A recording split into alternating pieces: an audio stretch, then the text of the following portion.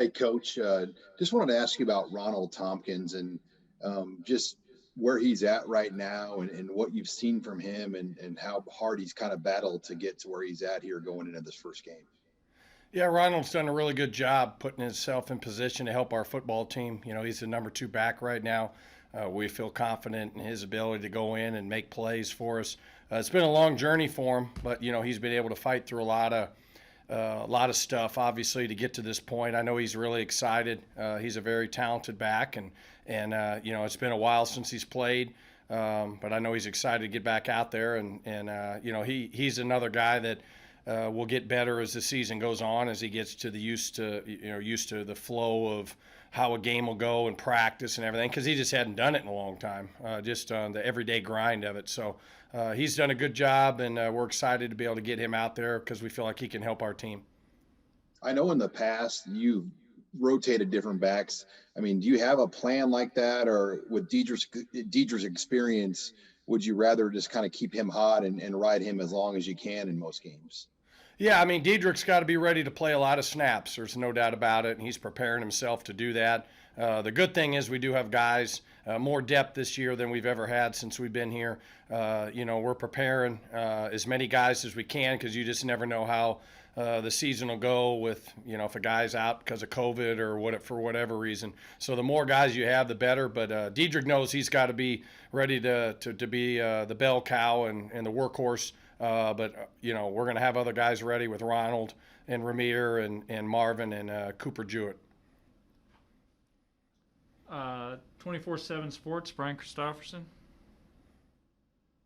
Hey Ryan, we get all caught up with the backup guys sometimes, but just going back to Dedrick Mills, what have you seen from him just this off season as far as his determination and what the confidence he gained from the end of last year too, when he had that big final month of the year, just how you've seen him progress his game? Well, he knows this is the last rodeo, so he's prepared like it. He's putting himself in position to really, help our football team, and knows that if he has any aspirations for the next level, that he needs to go out and perform well. He's obviously not worrying about that, but he wants to do everything he can to help our football team, and he's just gotten better on the details of each play, being able to understand where the ball can hit.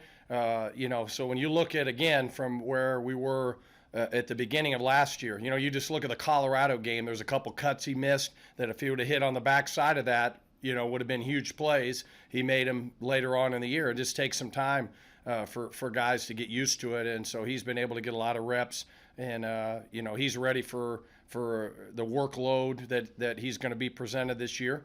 So we're excited for that, and he's a dog. He's a guy I'll go to battle with every day of the week. I know that he's going to be ready to go, and he's going to run hard and be a good teammate. And so we're excited to get on that plane Friday. Thank you. Take two or three more here for Coach. Parker Gabriel, Lincoln Journal-Star.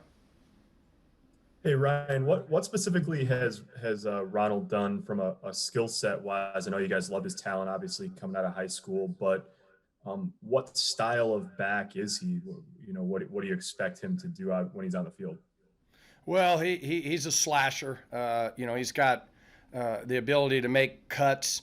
He's got tremendous hands. He can really catch the ball out of the backfield. I mean, he's one of the better guys on our football team catching the football. So he gives us a nice, 5-tool player that can do a lot of different things. But again, this is going to be his first action in a long time. So, very similar to Dedrick, he's going to get better and better and better as the year goes on, just because of getting used to, where everything's going to hit in our offense, and being able to see the signal and line up and, understand all the different concepts. I'm not going to put more on him than need be, but, we're excited he's going to be able to help our football team. And like I said, he's going to get better as the year goes on, as each week, moves forward.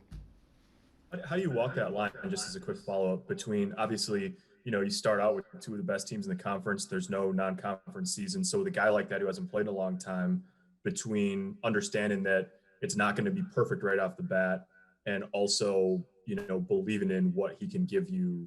I mean, I guess you have to play to get experience, right? Yeah, no doubt, and obviously you go by practice as we prepare.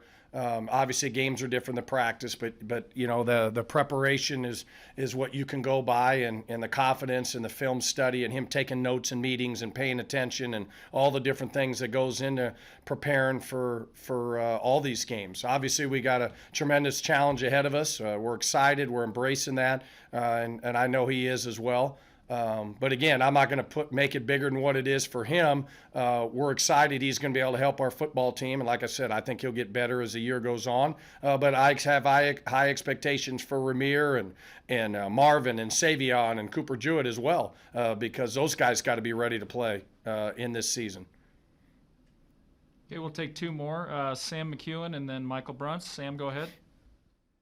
Hey Ryan, what role do you play in coaching the special teams? I feel like in the past you were sort of working with some of the returners. Is that still the case? And what are you seeing in the special teams group that you're overseeing? Well, I oversee or I help Coach Rutt more with kickoff return, but I have a role in all the special teams. So on punt, I have a certain side that I work with. On punt return, I have certain numbers that I work with. On kickoff return, I still have a certain side that I work with, but I help Coach Rudd oversee it. And then kickoff, I have certain numbers. All of us coaches are involved heavily in special teams. We don't just put it on Coach Rudd. So I'm kind of a utility guy, just like everybody is. But mostly I look over in terms of heavier emphasis on kickoff return. But, I mean, we're all out there. It's a high-energy deal. We got to get special teams right. Special teams has hurt us at times, and we got to get that fixed. We know how important it is in all areas, and that needs to be big this year. I know our guys are really working hard in all areas to be prepared for making huge impact plays that can help change the game. We've got to be better on with field position and everything that has hurt us at times over the first 2 years. Who is your kickoff returners? What's that? Who are your kickoff returners? Oh, you have a hybrid of guys. I mean, you have Ramir, you have Cam Taylor, you got Brody Belt, you got Wandale Robinson, Marcus Fleming. There's some different guys that'll be back there, and so Coach Beck actually works with the returners specifically.